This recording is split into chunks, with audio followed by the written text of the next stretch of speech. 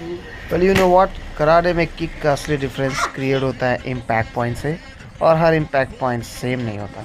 Welcome to the day 6 of kick mechanics in full contact karate.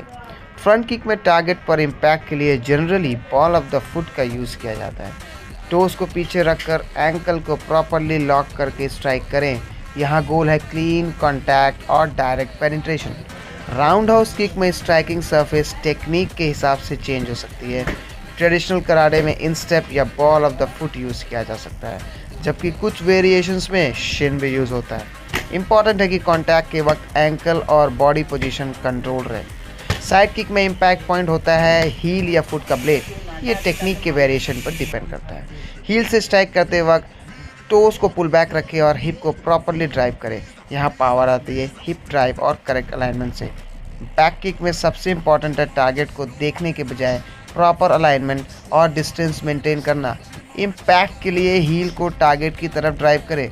सोचिए, heal target के through जा रही है। हुक किक में पहले लेग टारगेट की तरफ जाती है और फिर हील को हुक करते हुए टारगेट पर इम्पैक्ट दिया जाता है। यहाँ हील को प्राइमरी स्ट्राइकिंग सरफेस माना जाता है।